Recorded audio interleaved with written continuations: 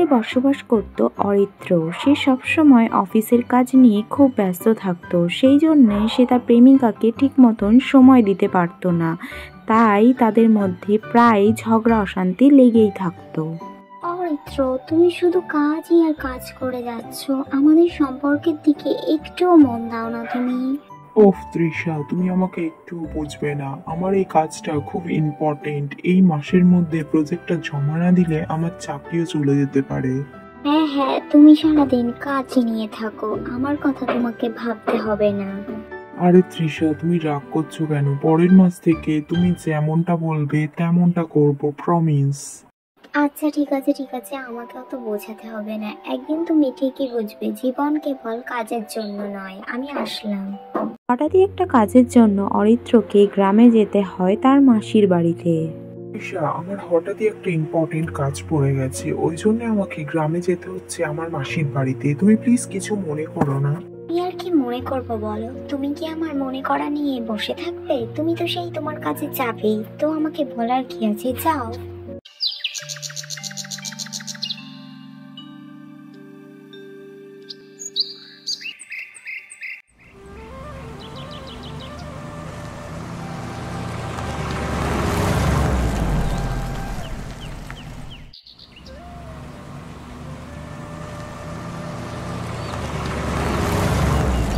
অরিত্র গ্রামে এসে হাজির হয় তার মাসির বাড়িতে।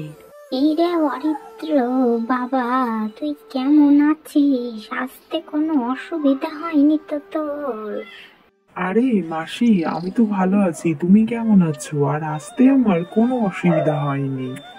তুই তো শহরের ছেলে, গ্রামে থাকতে তোর একটু অসুবিধাই হয়ে যাবে। আরে মাসি, অসুবিধার কিছু নেই, আমি তো মাত্র কিছুদিনের জন্য এসেছি, আমার কাজ হয়ে গেলে আমি আবার চলে যাব। ঠিক আছে বাবা, বাইরে দাঁড়িয়ে আর কত কথা বলবি, চল ঘরের ভিতরে চল। হ্যাঁ চলো মাসি, আমারও খুব টায়ার্ড লাগছে, আজকের দিনটা একটু রেস্ট নেব, কাল থেকে কাজ শুরু করে দেব।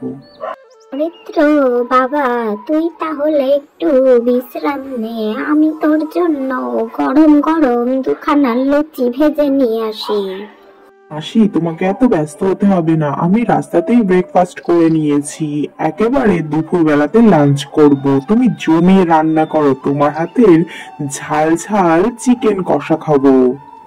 আচ্ছা ঠিক আছে বাবা, আমি তাহলে তোর জন্য ঝটপট করে রান্না বসিয়ে দেই। পরের দিন সকালবেলা অরিত্র তার কাজ সেরে গ্রামটা ঘুরে ঘুরে দেখছিল, কতই না সুন্দর গ্রামটা। হাঁটতে হাঁটতে তার হঠাৎ করে রাস্তাতে একজনের সাথে দেখা হয়ে যায়। আরে বাবু, আপনি শহর থেকে এসেছেন না মালিনী মাসির বাড়ি? হ্যাঁ, তুমি কি করে জানলে আমি মাসির বাড়িতে এসেছি? আরে বাবু, আমি সৌম্য। এই গ্রামে কে কখন আসছে, কে কোথায় যাচ্ছে, কে কি করছে না করছে সবকিছুর খবর আমি রাখি। ও আচ্ছা আচ্ছা, তুমি এই গ্রামের সবকিছুর খবর রাখো, তাহলে এই গ্রামে কোথায় কি আছে সেটাও তুমি খুব ভালোভাবে জানো। তাহলে আমাকে এই গ্রামটা ঘুরিয়ে দেখাবে?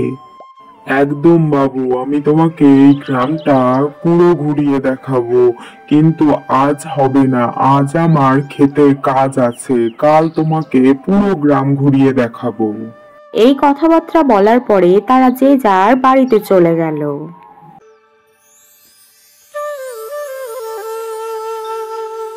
পরের দিন সকালবেলা সৌম্য অরিত্রকে পুরো গ্রাম ঘুরিয়ে দেখায়। বাবু, আপনার গ্রাম কেমন লাগলো?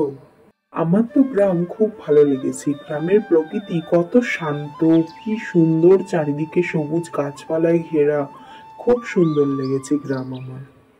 আচ্ছা বাবু, আপনি কখনো মাঠের কাজ করেছেন?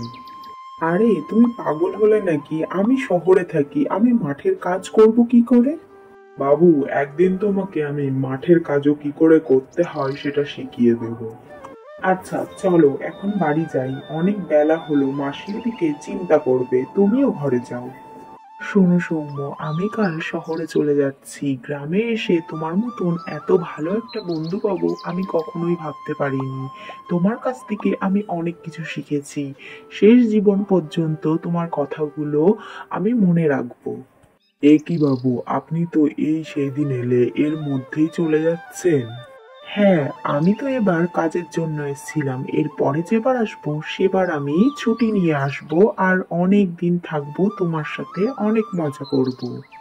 এই কথা বলে তারা যে যার ঘরে ফিরে গেল। পরের দিন সকালবেলা অরিত্র শহরের উদ্দেশ্যে রওনা দিল। কি ব্যাপার অরিত্র, তুমি গ্রাম থেকে এসে নিজে থেকেই ফোন করে আমাকে ডাকলে? তোমার ব্যবহার এত বদলে গেল কিভাবে? গ্রামে এক অচেনা বন্ধুর থেকে শিখেছি জীবনের আসল সুখ আর শান্তি কিসে। ও আচ্ছা, তাই নাকি? কে সেই বিশেষ বন্ধু? আমিও তার সাথে দেখা করতে চাই। অবশ্যই তোমার সাথে পরিচয় করিয়ে দেব। আমাদের বিয়ের ডেটটা ফাইনাল হয়ে যেতে দাও। বিয়ে হয়ে যাওয়ার পরেই আমি তোমাকে মাসির বাড়ি ঘুরতে নিয়ে যাব, আর সেই অচেনা বন্ধুর সাথে পরিচয় করিয়ে দেব। সত্যি অরিত্র, তুমি আমাদের বিয়ের ডেট ফাইনাল করবে? আমি বিশ্বাসই করতে পারছি না। আমি তো তোমাকে আগেই বলেছিলাম আমার কাজের একটু প্রেশার চলছে। কাজটা কমপ্লিট হয়ে যাওয়ার পরে তুমি যা বলবে আমি তাই করব। সত্যি অরিত্র, আমি যে কি খুশি হয়েছি তোমাকে কি বলবো। চলো আজকেই তোমাকে বাপির কাছে নিয়ে যাব। এরপর থেকে অরিত্র আর তৃষা মিলেমিশে সুখে শান্তিতে সংসার করতে লাগলো, আর তাদের জীবন সুখীময় হয়ে উঠল।